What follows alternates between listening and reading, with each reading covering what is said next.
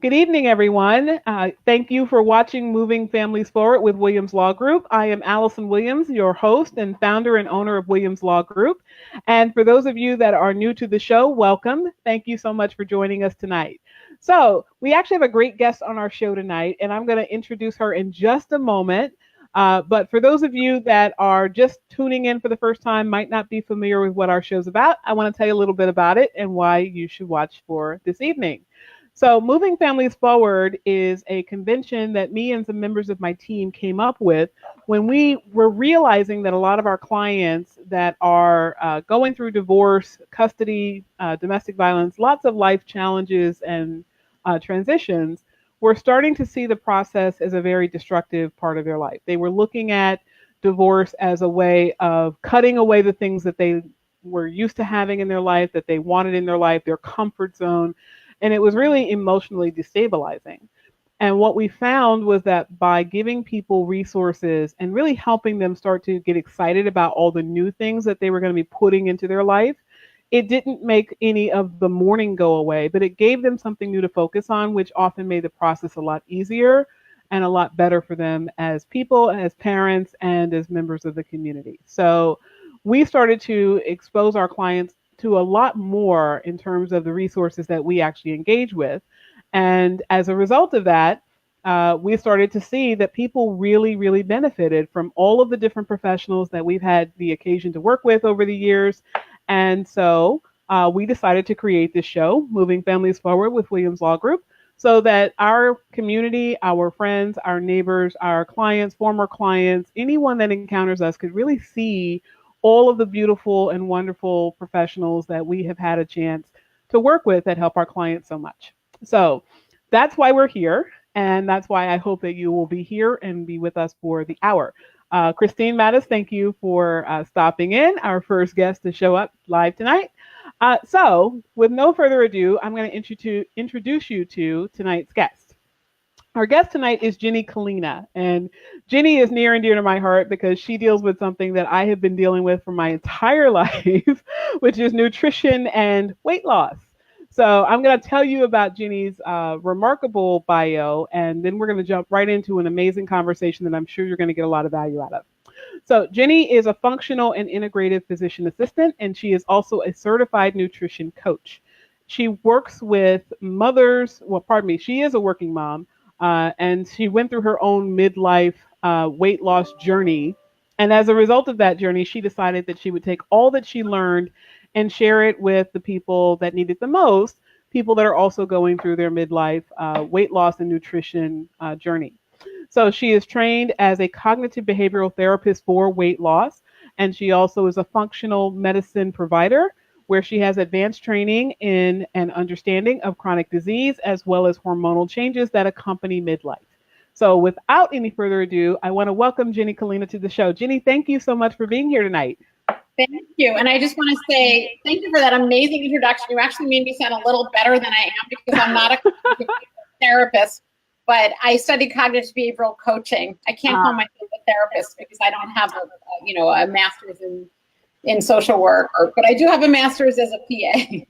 But okay. Thank you so much for having me. Yeah, definitely an important distinction. I apologize for getting that wrong because we do have some regular guests of the show that watch regularly that are psychologists, and they probably would smack me if they learned that I gave away their credential to someone. Yeah. But a cognitive behavioral coach in the area of weight loss is still beneficial as a discipline, and we're going to talk about that a little bit later. But I want to start the conversation tonight, Jenny, with asking you what made you decide that you wanted to be a weight loss and nutrition coach? I think you said it in your beautiful introduction. I went through my own journey with weight loss, and I tried everything, and I finally figured out what works. And once I figured out what worked, it was so quick. And I said, I have to share this with as many people as I possibly can. I already had the medical training. I already had the nutrition training. I was already a nutrition coach, and I'd studied nutrition for a good chunk of my life. And then the kind of coaching component, which is this cognitive behavioral coaching, was the third component to come on. And once I started doing this, I saw amazing changes in women that had been trying to lose weight for 15, 20, 30, however many years, even if it was just 10 pounds. And I always joke that it took me 15 years to lose 15 pounds in 6 weeks. Like once I figured out what it was, I know it's like a cutesy thing to say, but it really is the truth. Yeah, absolutely. And of course, we know that, not only women, men as well struggle with weight loss as we get older, as we start to encounter our own struggles in life. So this is definitely an area of expertise that I know that people are really striving for. So, this is kind of one of those things that, I've asked this question before of many different types of professionals, not just people in the weight loss industry, but there's so many different options out there for what to eat, what not to eat, how to eat, when to eat, how much to eat. What would you really define as a healthy diet if somebody just wanted the general description of what that would look like for them? Yeah, because I mean, what you're describing, I call nutritional chatter. And there's so much nutritional chatter out there. It can make your head spin, right? I mean, eggs are good, eggs are bad, meat is good, meat is bad, eat organic, organic doesn't matter. Eat 3 meals a day, eat 5 small meals a day, eat 6 small meals a day, eat when you're hungry. There's just so much out there. And I would say that, I mean, of course, I have a particular perspective on nutrition and what is healthy, and that I will always share with my clients. And we can get a little bit more into that if we have more time. But in general, I think you should choose a nutrition plan that works for you to get you to your goals of health and weight, and that is sustainable. So the sustainability component is so very, very important. A lot of times people will go on an extremely radical and potentially super healthy diet, but they can't sustain it. So, but there's a couple of things that I think most diets should have, and this is not a rule for everyone, but I think in general, people need to eat more green vegetables. If I can make that one kind of sweeping suggestion, that people eat more green vegetables. I get them in myself at 3 meals a day. And also to reduce your reliance on processed foods, on dairy, and refined flours like, breads and things like that, and also sugar and sweeteners. That doesn't mean you can never eat those things, but I would say in general, we need to reduce our reliance on those things. Well, reducing reliance. Ooh, that was quite a little. Something's going on. We got a feedback here. Let's see if we can get rid of that. Okay, I think that's better. Reducing reliance on sugar and flour is definitely something that we've seen a lot of. There's the sugar detox diet. There's bright line eating that eliminates all sugar and flour. And some of those diets, you hear about them and they sound so wonderful, and you really can get a lot of progress with them, but they're so hard to maintain. So when you talk about reducing reliance, what do you do with somebody who may have some form of brain addiction to food? We know that there are definitely things in the altered states of our food that we now consume that can really spike our chemical dependency upon them, the same way that many illegal substances do. Yeah, it's so true what you say. Those foods, specifically the ones you mentioned, like flour and sugar and even dairy, do change our brain chemistry, and they also change our hunger and satiety chemistry. So we have these hunger hormones and we have these satiety hormones. Feed me now, and I've eaten enough. And a lot of these foods kind of mess with that. So we might not even know when we're hungry. Like a lot of weight loss teachers are now teaching something called mindfulness, right? Pay attention, decide when you're hungry, decide when you've had enough. Well, if you're eating certain foods, you may not even know. So yeah, and then there's also these foods. I think you were alluding to this. They create this little like dopamine hit, right? We as humans are kind of run on the reward system, right? You get a good, you study for your test, you get a good grade, and you feel good because you get a little dopamine hit. So dopamine comes from food, from sex, from maybe from resting, from sleeping, but it also comes from like the internet, like being on Facebook, on shopping. You ever like swipe your credit card and get a little high for a moment? You ever go shopping? I get the shopping high, that's dopamine. But the problem is now that we have so much of it coming to us, and we have the food industry sort of manufacturing these foods and tailoring these foods to really get us hooked on them because we keep getting this little high. and I think breaking that, like what you're talking about, is really, really challenging and requires a multimodal approach. But the approach that I think doesn't work is just straight willpower. Like this willpower, it's like, I really want this thing, but then I'm not allowed to have it. And then you just get more and more stressed and you want it more and more and more, and it perseverates, right? Yeah. And so that doesn't work. One thing I think that does help, and it's something that I do teach to my clients, is when you get the urge for these things, it's just an urge. An urge is just an urge. Like I always joke, do you ever get the urge to like punch someone in the face? But you don't do it. If you punch someone in the face, what's the result? You're going to go to jail. People are going to be seen. You're going to be seen as a violent person. You might lose your job, and you're going to hurt somebody. So, or you might get the urge to buy something expensive. Like you're you're walking by. We live near these beautiful malls here in New Jersey, and you see these beautiful stuff in the window. You might see like this bag for $2,000, and you just want it so much, but you're not going to walk in and buy it if you're saving for a vacation or college for your kids, etc. So we know how to manage our urges. Like you might even picture yourself, with that bag on, but you don't just walk in and buy it. So somehow with food, I think it's just so much more complicated, and we can talk a little bit more about why that is later if we have time. But it's something we have to do, right? We have to eat. Right. So then then we get this urge to eat something that might not be so consistent with whatever our goals are, and that's the little piece that we have to work on. And then you have this physiological thing, right, that you're talking about. You get this little high when you eat these foods. You get this reward. Well, I think one of the things that feedback again. Okay, let's see if that's better. One of the things I see we have some more of our usual attendees showing up. Thank you, Scott Goldstein, for joining the show. We also have Judy Ann Chung watching. Thank you, Judy Ann, for watching and joining the show. And that's a good time for me to actually remind people that sharing is caring. So please do share the live and make sure that other people get to learn about nutrition from our certified nutrition coach, Jenny Kalina, who's with us tonight. And for those of you that are just coming in, you are watching Moving Families Forward with Williams Law Group. I'm Allison Williams, the founder and owner of Williams Law Group, and your host for tonight. And so, Jenny, we were just talking about this idea that you can have a dopamine hit as a result of consuming certain foods. And you mentioned earlier this idea of mindfulness, which is a behavioral change. But one of the things I think is a real problem for food is the fact that our society has evolved now to be in a constant state of eating.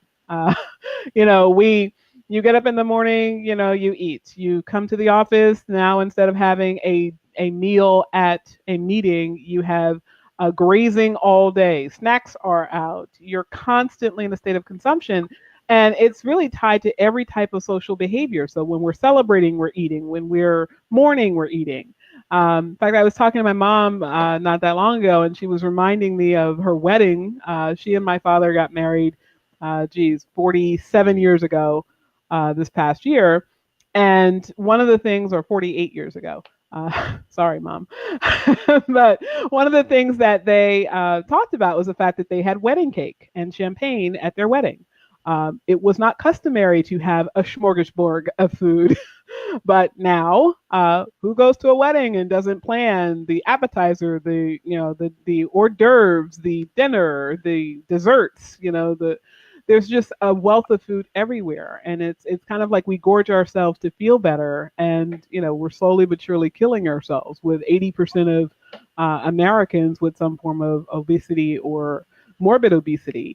And how do you really help your clients kind of restructure themselves in a world that is rapidly expanding to be in a constant state of eating?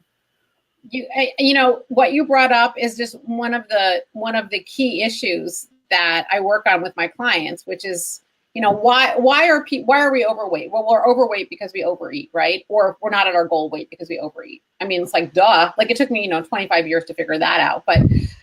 But one of the reasons we overeat, the reason we overeat is because we're eating for reasons other than fuel, right? Like, if you were bored, you wouldn't take your car to the, oh, I'm buzzing. Ooh, everything's buzzing. My Fitbit's buzzing. How appropriate that a nutrition coach has a Fitbit. I know, but now I'm like too into it, So anyway, this was not a paid advertisement from Fitbit. But in any case, as I was saying about the car, so if you were bored and you just filled your car up with gas, would you take your car back to the garage to get more gas, to get more fuel?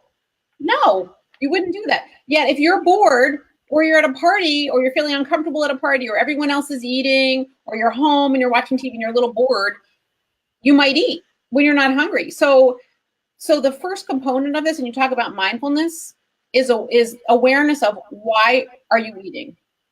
So what I do is I train everyone that I work with to ask themselves the question before they take a bite of anything. Why am I eating this? Why? Am I eating for fuel? Am I hungry? Am I truly hungry? And we talk about, what is hunger? What does hunger feel like? There's a big difference between hunger and craving. And it's a really great skill to learn that, the difference between hunger and craving. And it's tough. So, yeah, it is. It's a little tough. I'll give you a few hints. Is it okay if we veer off a little bit into that, or do you want me to? No, absolutely. Okay. So this is really kind of a useful life skill, and I wish I had learned it when I was in college, gaining my freshman 15. Hunger is this physical sensation. You might feel like a growling in your stomach, and hunger sends a signal to your brain, and your brain tells you, feed me now. And we talked about before, like certain foods kind of mess with that signal, but that's basically how it works. Craving is something else. Craving happens in your brain first. And I always think of craving, or I don't know, not everyone experiences it as craving, but eating for other reasons than just for fuel. It's a way of yourself telling yourself, hello, pay attention to me. Something's going on here. I'm feeling some kind of stress. I don't want to feel it. So I'm eating now to avoid that yucky feeling, whatever it is. Feeling uncomfortable at a party. There's something going on. There's always a thought before we consume something, especially for eating because we're not hungry. So getting back to what I was saying. So hunger starts in your stomach. You might feel grumbling. You might feel a little bit lightheaded. That's hunger. Anything other than that is probably not hunger. If you have a desire for food that suddenly comes on very quickly, that's a good little hint that you're not hungry. If you feel something, like when I get a craving, I often feel it here. Some people feel it in their mouth. Sometimes you want something specific. Like I want something crunchy. I want something salty. I want something sweet, right? We all get that. I want a glass of wine. That is more what I would call craving or emotional eating.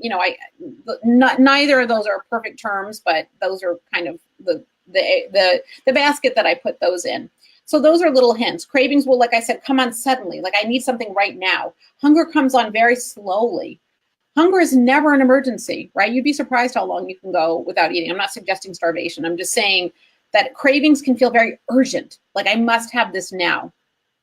So in answer to that question is when you have the urge to have something that maybe is not on your nutrition plan or is not a planned treat, then you have to ask yourself, why do I want this? Why do I want to eat this? And is this going to solve the problem that I'm having? Right? Is this going to solve the boredom? Is this going to solve the sad? Is this going to solve the lonely? Probably not, right? You'll feel better for like 5 minutes, but then you'll feel guilty afterwards. You might gain weight. It's going to cause more problems than it solves. So it's the same thing when you're facing the buffet, right? When you're facing the buffet at the wedding or, at the Chinese, they always have these like so much food. I mean, the first thing to do is ask yourself, am I really hungry? And if you're really hungry, and by the way, another hint if you're really hungry is you'll eat anything. You'll eat like the chicken and the broccoli if you're really hungry. If you're having a craving or an emotional desire for food, you want the chocolate, you want the pretzels, you want the popcorn, you want the cereal, you want the soda or the wine. It's very, very specific like that. So when you're faced with this giant smorgasbord or this big, all this food that's out, and you're right, our society is so full of food, just pause and ask yourself, hey, am I really hungry? Am I really hungry? And if you're really hungry, then, what choices do I want to make here? I always recommend that everybody, when they look at that big buffet, like take a tour of the buffet, just pretend you're a tourist on vacation. Take a tour of the buffet. Look at everything before you put stuff on your plate. I think sometimes we put stuff on our plate and then we're like, oh, the stuffed mushroom caps look really great. Or you can make the choice just to not eat and see what it's like to be hungry. And what we're talking about really here is feeling a sense of control. I think when you're in a social situation or in any situation where you're eating in such a way that doesn't feel like it's consistent with what you want, with what your goals, You want to try to find a way to feel like you have choice and you have control. Having the feeling of, oh my God, I want it, it all looks so good, but it's going to make me fat is not control. That's just like stressful. Does that make sense? Yeah. Like Well, feeling like you actually have a choice. yeah, anything that creates judgment is going to create additional stress. So, you don't want to judge yourself into not not consuming that piece of whatever it is that's in front of you. I do want to note that we have some more people that have shown up to the live. We've got Tasha Herbert. Hi, Tasha. Great to see you again. And we have Victoria Miranda, who's an attorney here at the firm. So, Victoria, great to see you as well. And I see Cheyenne Whitfield. Cheyenne, great to see you also. So, continuing this discussion about about all of these different problems that people encounter, and having that will to stop yourself and ask why you're eating it, I would imagine that there's a lot of people. Judy Ann Chung said she's always craving fruits. That's Right. cute. Judy Ann was a model and still looks very much like one. So, for many of us, we don't have the craving for fruit. We have other kinds of sugar cravings. But yeah, definitely I want want to. to say that, even if you're at like your whatever your goal weight, your perfect weight, I mean, it's not like all your problems just go away, right? And I mean, you still have this craving for fruit. I don't know if you were saying that tongue in cheek or like it's something that really troubles you that you want to work on, right? But just because she looks like a model, I can't see her picture, but I'm just going with your description, doesn't mean that she's not, we all have stuff that we're working on. Yeah. Well, that's true. That's true. I guess it was somewhat tongue in cheek in the sense that, there's definitely a rewiring of the brain that comes with habit formation. And, Yeah, absolutely. Yeah. it's so difficult once you get yourself into that healthy habit of eating the right things, right? You're filling up so much on the things you should be having and fueling your body with the leafy greens and vegetables and protein, and you're going light on things that are less healthy for you, excessive carbohydrates and processed foods and things like that, and then you fall off the wagon. And I know so Right. many people that, like, they fall off the wagon because they went to a friend's bar mitzvah, and next thing you know, they said, well, damn it, I had a piece of cake, so I'll just eat the whole pizza for the weekend. And next thing you know, they just said, I'm off the wagon, so I'm just going to stay here. And getting back on the wagon is such a difficult thing. Oh, I love that you brought this up because this is such a sustainability skill. You talked about judgment, and one of the things I think a lot of us are like type A alpha, like you're an attorney, you're very successful, you're running this practice. I mean, you are like alpha queen, right? Really. So when we make a mistake, we think like, like Chicken Little, like the sky's going to fall, right? So one of the numbers that I like to mention is that 90% of people that lose weight after 1 year gain it back, and 98% of them gain back plus. So, it's really important to know for yourself how, like you said, how challenging it is to make changes. That's the hardest thing. You have to have tremendous courage to make the kind of changes that you need to make to get to your goal weight, your dream come true weight, right? So one of those things is being okay with sometimes quitting a little bit, making a mistake, screwing up, right? So you went to the bar mitzvah. Okay. So what do? You press the reset button. You just press the reset button. There's a difference between making a 300 calorie mistake and a 3,000 calorie mistake and a 3,000 calorie mistake and a 30,000 calorie mistake, right? Right. So I always tell my clients, look, if you've But is that true though? Yeah, of course. No, I mean, no, I want to challenge you on this because, I think for people, because you mentioned something earlier and you used me as an example, and I'll use myself as the test dummy so I don't have to call anybody out. But it's very true that, like, super, super, super successful people, successful in some area of your life. It doesn't have to be business. It can be business, or if you are that tiger mom that is just, I've got the kids that are in prep school and, they make straight A's, and I've got, the perfect household. Or you're that uber successful entrepreneur who's just starting out in your business, but you're growing at breakneck speed. Whatever you're achieving, if you're a type A personality, then any form of failure can obviously trigger you. So whether you're failing at a rate of 300 calories or 3,000 calories, the extent of the failure almost doesn't matter for some people, because the very act of failure is something that's so demoralizing that they just stop themselves from making any progress again, because they say, you know what, I failed. And Right. so there's a lot of Outside. condemnation and judgment that comes around failure. People that don't pass tests, people that aren't able to get into certain organizations. There's a lot of judgment that comes with that, which is the reason why I said earlier, we really have to stop judging ourselves, and just let ourselves be. But that's why I question the statement. I mean, intellectually, I obviously understand. 30 calories over is much different than 30,000 calories over, especially for your waistline, but not Yeah. So, necessarily for your subconscious. well, you were talking about habits before, right? So one habit is thought, like a belief. The belief is I always have to be the best. I can't make any mistakes. If I made one mistake, I fail, right? So it's just a habit of thought, like the habit of eating donuts. So when that thought comes up, I made a mistake. Uh-oh, everything's wrong, and just F it, I'm going to just keep eating. That's the time, again, to pause and say, oh, I'm having that thought again. Just like I talked about pausing before you eat in general. Like I really think you should pause before you eat and decide, am I hungry? Am I not hungry? Right? Because, you said it before, it takes a long time to break habits. One of the things I see type A people really struggle with is I'm so successful in my business. I'm so successful with my family. I look amazing. My hair is perfect. I have a perfect wardrobe. I have plenty of money in the bank. I got it all figured out, but why can't I figure out how to lose weight? Mm. Why? Like everything else is like, I'm so good at everything. Why is this so hard? Because it is, like, for all the reasons you brought up, the social pressure, the emotional eating, all these things. It's not easy to do what we're talking about, Allison. It's not. What you're talking about is it's a tall order to break these kind of habits, even that habit of thought, right? And I get it because I'm totally type A, right? And those people might even find it easier to lose weight, but then there's the sustainability part, like you're talking about. You mess up once, but really, when you think about it, like let's say you blew a red light and a cop pulled you over and gave you a ticket. Would you miss every other red light?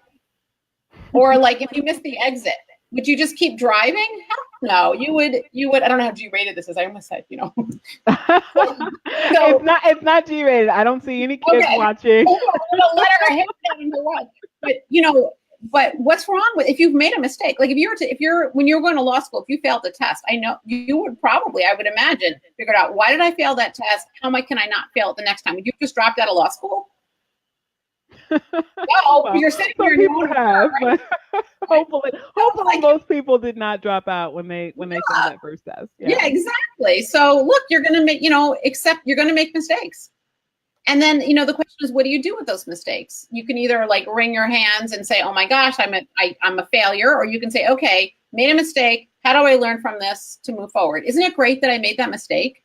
That's so wonderful. I only made a 300-calorie mistake. I only made a mistake for 1 week. I made a mistake for 20 years. Okay, but now I have all this time going forward to not do that anymore. Let me figure out why I did it so I don't do it again.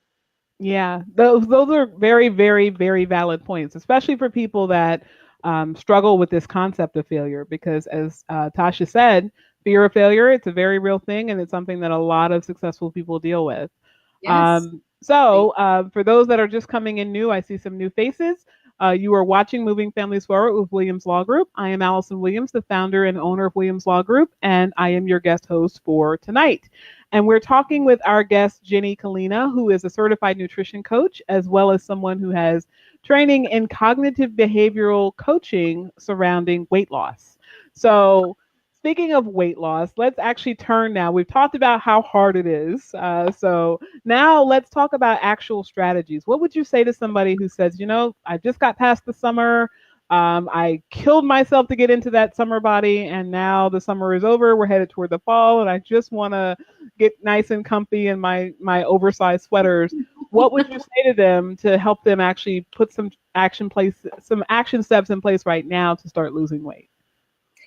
So we're at this funny inflection point, right? Where some people are really happy because they lost weight over the summer, and some people wanted to lose weight. They want, maybe they overdid it a little bit in the summer, but now we're heading in towards the holidays.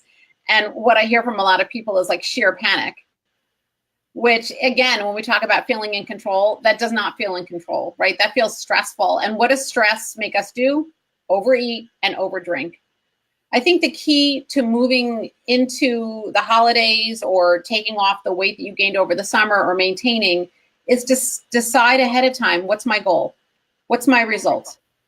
Right? So it's Thanksgiving is, or whatever's coming up soon. Halloween's coming up, right? The kids with the trick-or-treating, and then there's Thanksgiving, and then there's Christmas, and then it kind of keeps going on and on and on. So I think it's important to actually decide, what is my goal for this year? What is my goal for this holiday? A reasonable goal. Like, a reasonable goal is probably not, let's say your goal for your lifetime is to lose 100 pounds. It's probably not reasonable to lose 100 pounds by Christmas. But so set a reasonable goal for yourself, write it down, and then decide how you're going to get there. Decide over the holidays, am I okay with gaining a few pounds? There's nothing wrong with that. Do I want to lose a few pounds, or do I want to stay the same? What's my goal here? It's so important, I think, ahead of time, on purpose, to define a goal and then figure out how to get there. Otherwise, you're never going to get there anyway, and you're going to have all this extra stress, and then the extra stress is going to cause you to overeat and overdrink. Does that make sense? Yeah, it absolutely does make sense. I mean, goal setting is really how we achieve just about everything in our life. We get through grade school on to middle school because we set a goal for what we needed to learn by the end of the year. Now, we may not personally have set the goal, maybe the educational system set the goal, but there was a goal for what you needed to have achieved to get to that next step before you move on to the next step and the next step.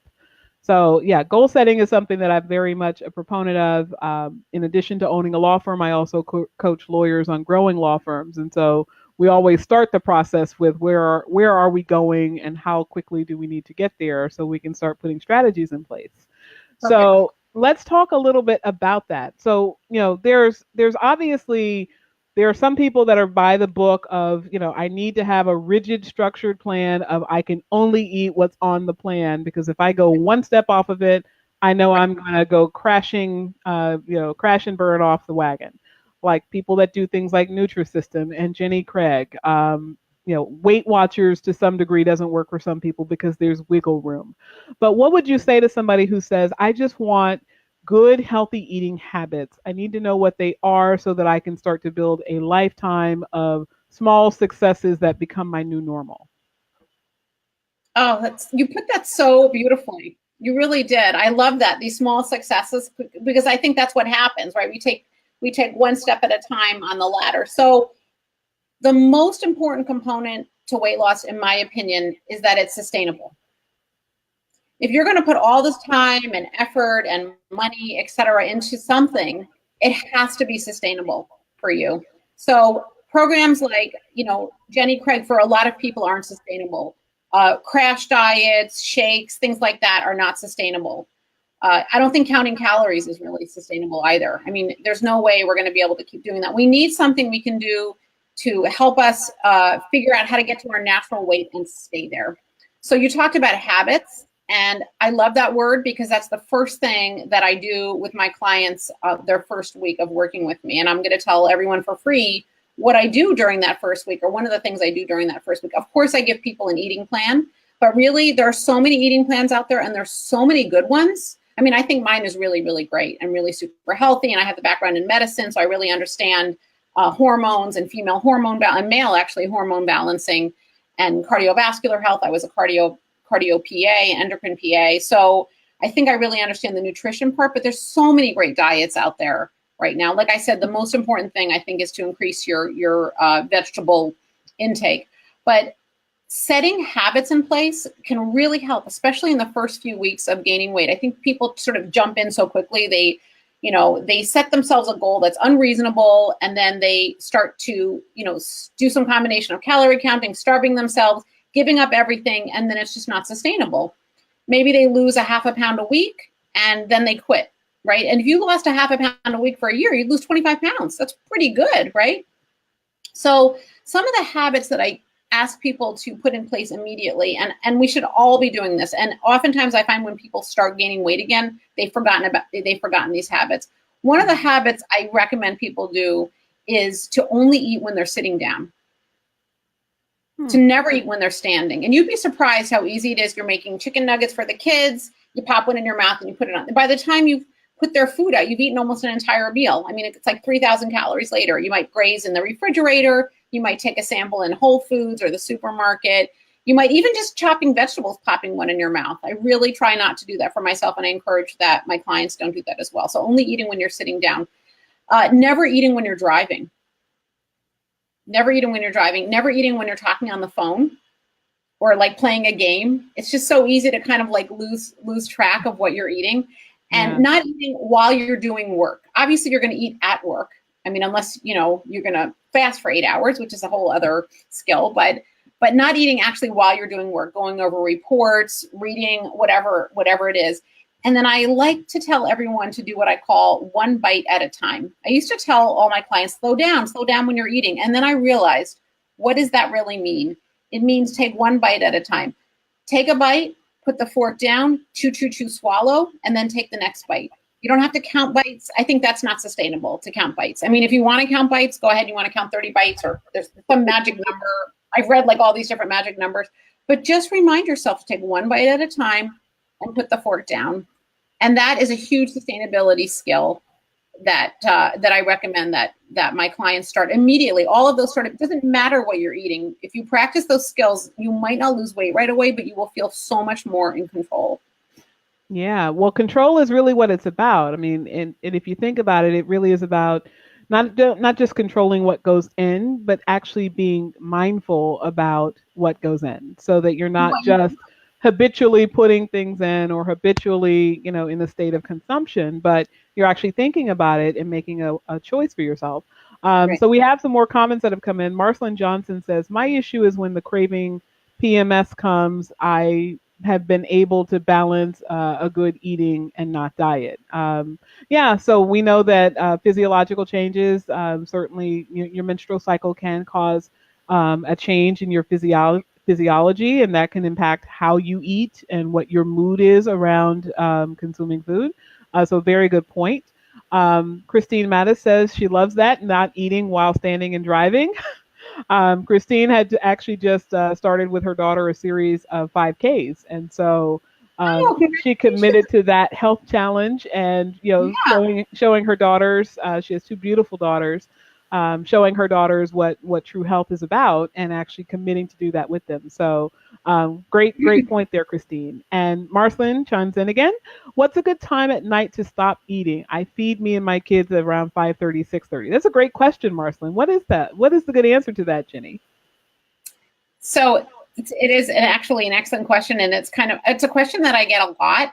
And the sort of stock answer is to stop eating several hours before you go to sleep. Stop out. I recommend that people 3. Is that 4? Stop eating between 2 to 3 hours before they go to sleep. That's not always possible for everyone. But think of it this way. If you're eating when you're hungry, and you're hungry right before you're sleeping, you have to ask yourself, why would I eat now? What am I fueling with my food while I'm sleeping? I mean, we know that the body has to do a lot of things during the night, and digesting food might interfere with the body's being able to do that. I would say, from a health and physiology standpoint, probably stopping 2 to 3 hours before you go to sleep before you lie down would be a great idea. A lot of people get heartburn, GERD, upset stomach when they lie down too early. I mean, you do need time to digest your food, but just from a kind of logical standpoint, you don't really need food to help for your sleep, right? You're not doing anything. You're just, you're lying there recovering.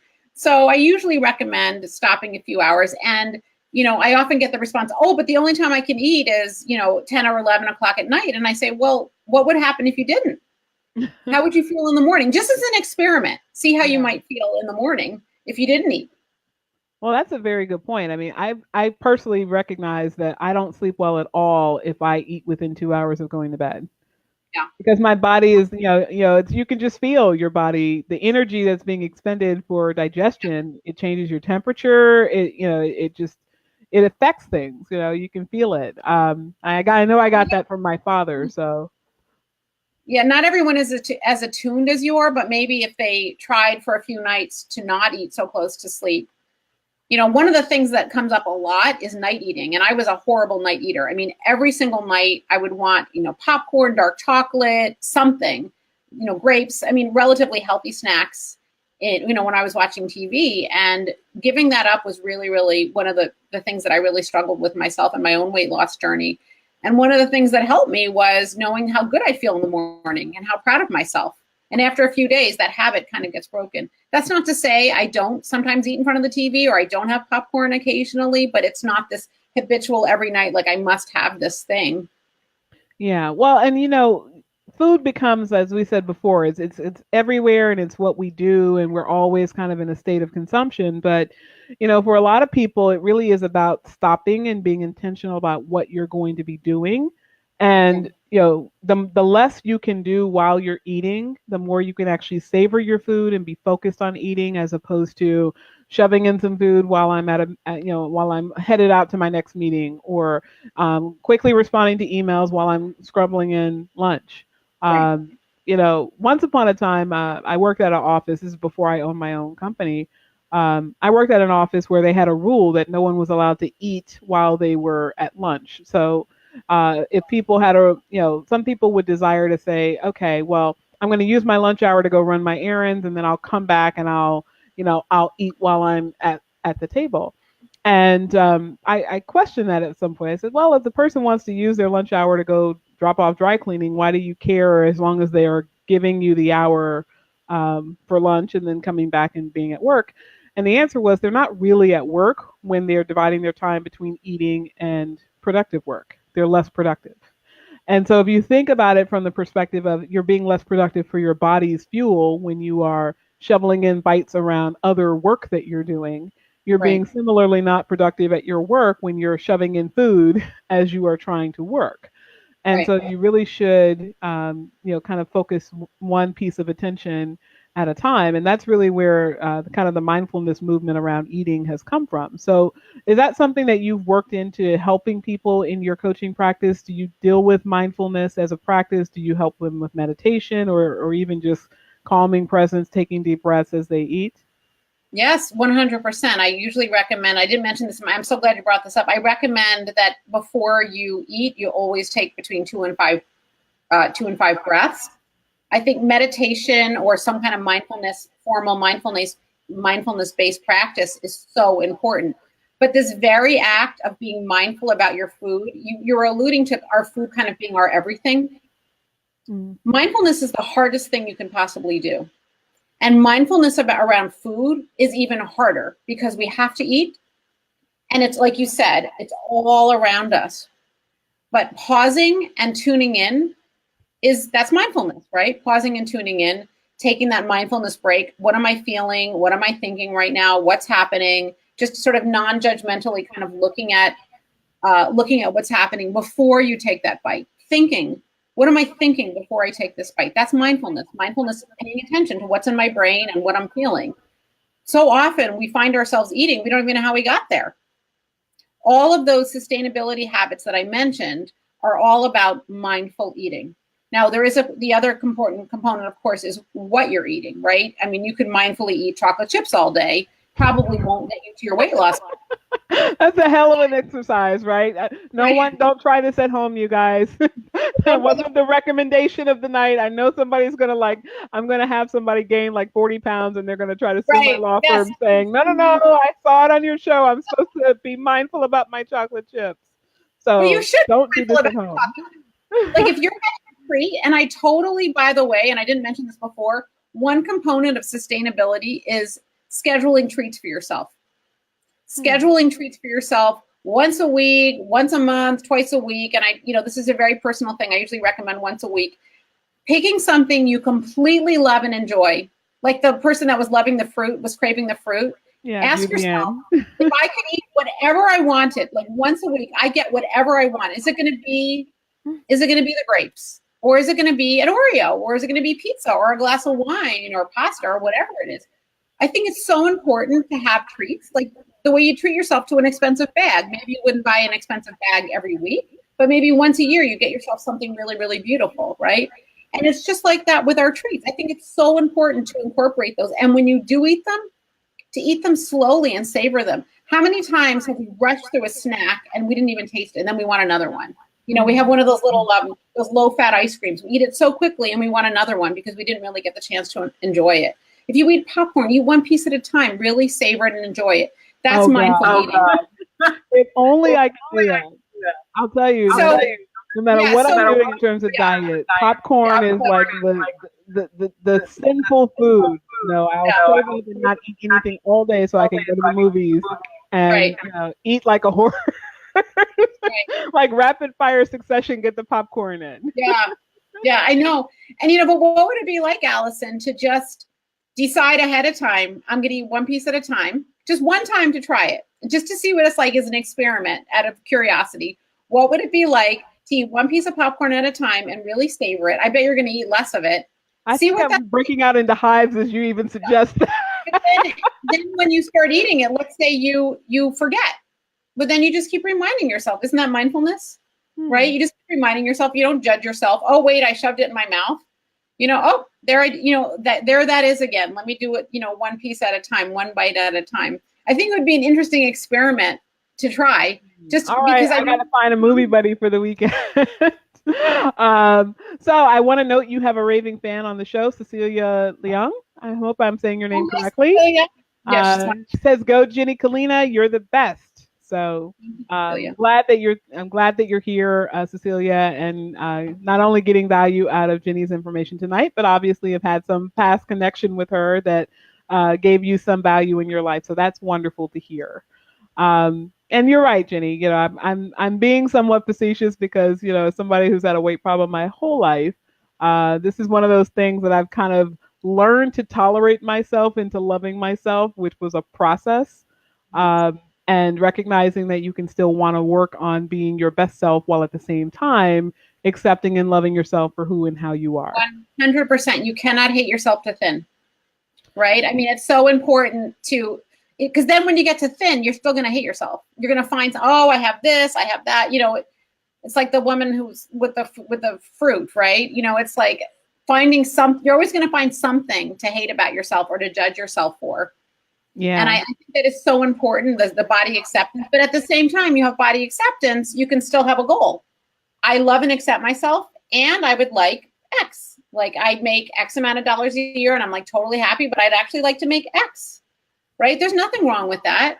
There's nothing wrong with that at all. Absolutely. I think we just stop too short. This body positivity movement is amazing, and I think it should continue, and we should all support it and nurture it, and stop hating on each other or what we look like, whether we're it's our hair or we're aging or our wrinkles or our weight or our clothing or whatever.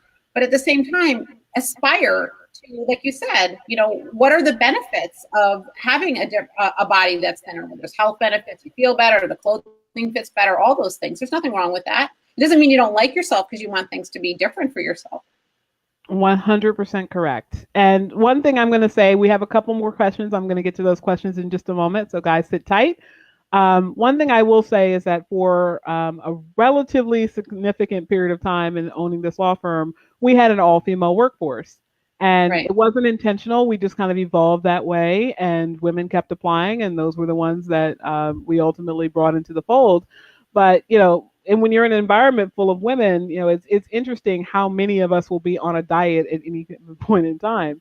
And one of the most attractive women I think I've ever met is, I won't say the person's title because I don't want to shame the person, but she's a very slim woman, as women go. And yet she'll make these comments like, oh God, I'm a horse. I've gotten all this fat on me. And I think, and I look at her, I say, what's wrong with you? I don't even see half of a bat wing on your arm. What? and then I stop myself and say, you know what? We all have body issues. It's not something of a heavy person or a small person. It's something of a cultural ideology that we unfortunately live with. And so, with that, I'm going to turn to the next question that we got from Christine Mattis that Tasha also says is a great question, which is, what do you think about those diets like keto? And do they work? So we'll focus on the keto diet since that was the example that Christine gave. What do you think? So first of all, I just want to explain what keto is, what paleo is really briefly, and there's all these different versions of this. But keto means you're getting most of your energy from fats and from proteins. So you can get your energy from fats, proteins, or carbohydrates, and that's what keto means. To be completely into something called ketosis, you have to eat very, very low carb. In fact, people that are in pure ketone diets that do it for health, like if they have epilepsy or some other condition, they eat almost no vegetables.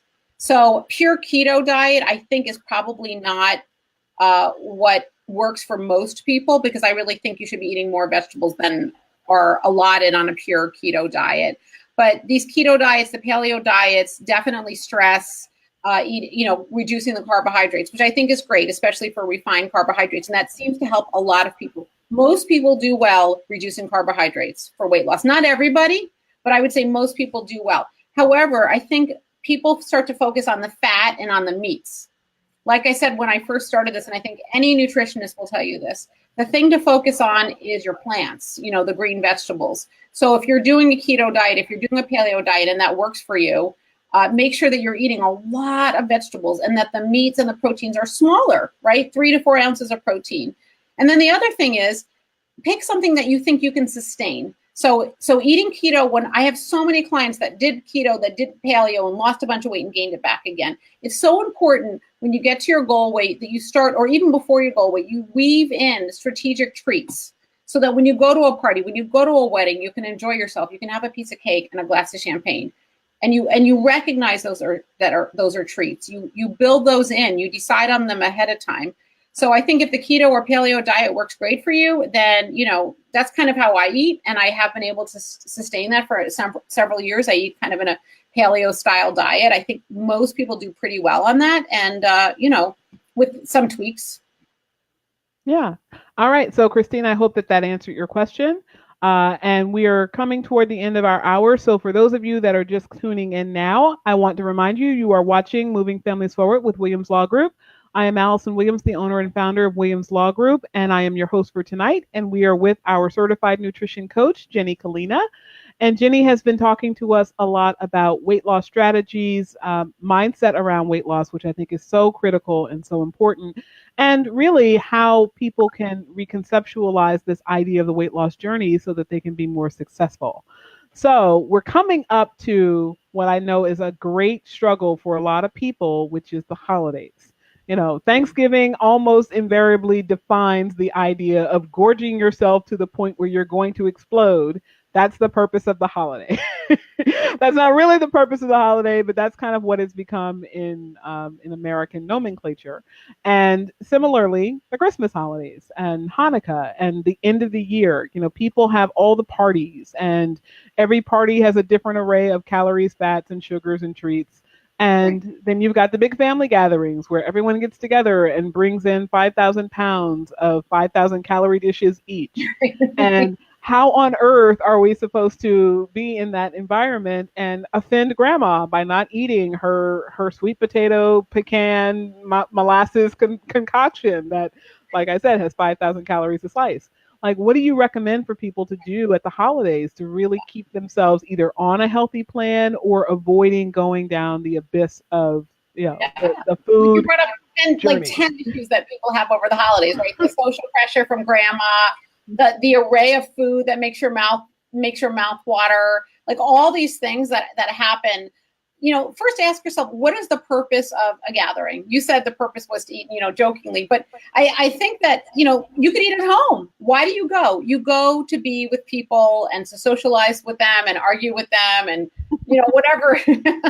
I think this year will be interesting with that. I know in my industry, that is why people go to gatherings. Yeah. What is the purpose? Your purpose is to be with people, right? So, for some people, that's very stressful and that's why they eat, right? But for most of us, we go, hopefully, because we love people and want to be around them. So you just have to, for yourself, take that mindset. I'm going here not to eat as much as I possibly can and not to drink as much as I possibly can, but to be amongst people that I love and have a good time.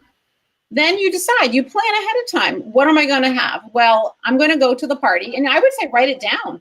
When I go to this party or this dinner, I'm going to have, 1 glass of wine and one whatever, or 25 glasses of wine. You just decide ahead of time what it's going to be. You make a plan and you stick to it. And if you don't stick to it, you go back and say, oh, wait, why did I eat that? Sometimes if we overdrink, it loses our inhibitions. So maybe you go back and say, well, I planned to have 1 glass of wine, but I had 5 and then I ate over 8. And, not to beat yourself up, but just know how to do it for the next time. If you don't have a plan that you've written down somewhere, it's really, really hard to stick to a plan because you don't have one, right? You decide what your result is. We talked about this earlier in the program. You decide ahead of time going into the holidays. Am I okay with gaining weight? Do I want to lose weight or do I want to maintain?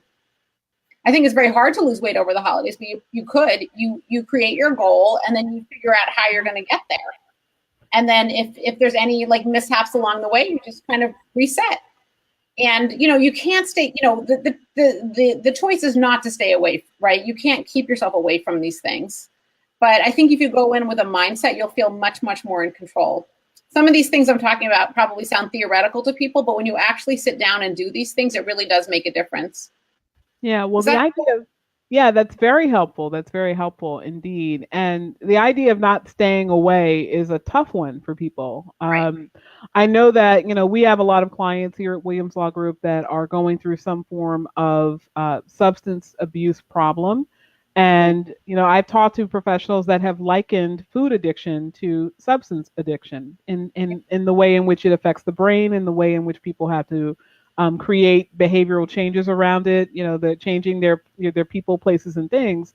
And we actually have one client who's now a former client, but this person actually said that when he was going through his major journey, he lost well over 200 pounds. But when he was really just kind of starting out and had been told he had a food addiction, he did avoid for the first year. Christmas, Thanksgiving, birthdays, he didn't isolate himself, but he refused to go to those gatherings because he said those are going to be triggers that are just going to take me over the edge. So a lot of your advice really seems to be grounded for the person that wants to make this a lifestyle. And I don't know if everyone can make it a lifestyle by allowing themselves treats at the start. Some people, I think, have to go that abstinence route of, it's just not coming in no matter what, no matter what.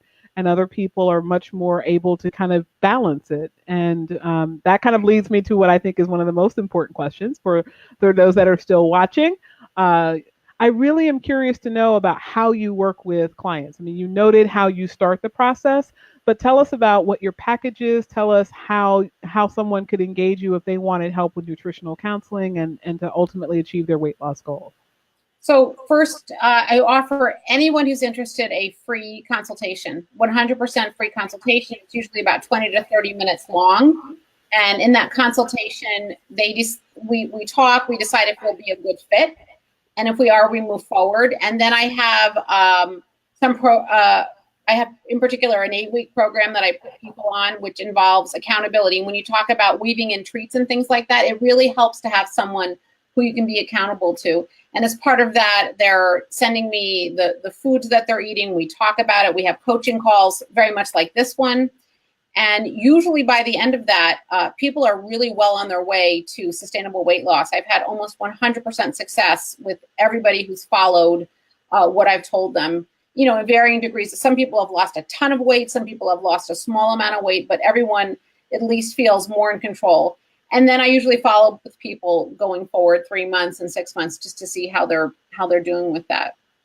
Okay, and so once they've engaged with you, you're very skilled and knowledgeable in the area of endocrinology and hormones and nutrition.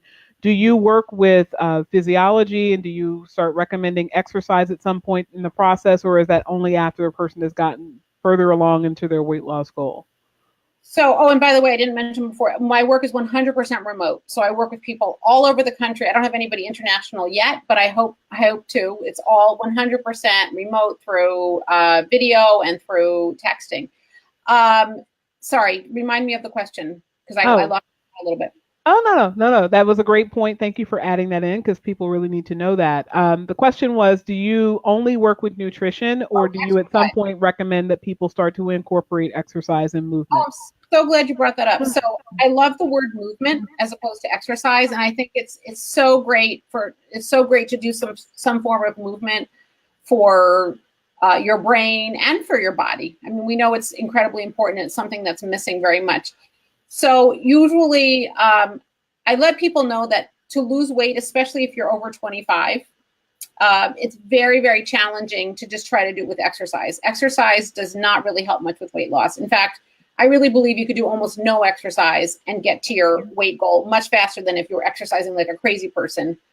And I think you would find it much more challenging to lose weight. And believe me, I tried to do that. I used to exercise like 6-7 days a week, spinning, and I could not take 1 pound off. I really think that 80 to 90% of it is the food that you eat.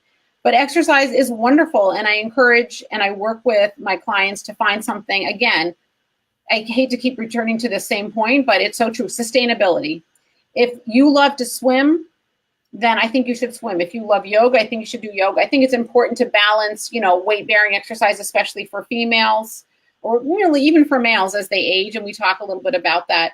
But again, with exercise, like your client with the 5K, set a reasonable goal for yourself and then find a way to get there. Not everyone's going to run every single morning, but it's so important to do some form of movement on a regular basis, whatever that is. Absolutely. And so I'm going to end this on a wonderful note. It seems that Cecilia is a former client of yours, and she said that Jenny helped me lose 60 pounds. It's been a year, and I've still maintained she's amazing. So I can't think of a more ringing endorsement than that.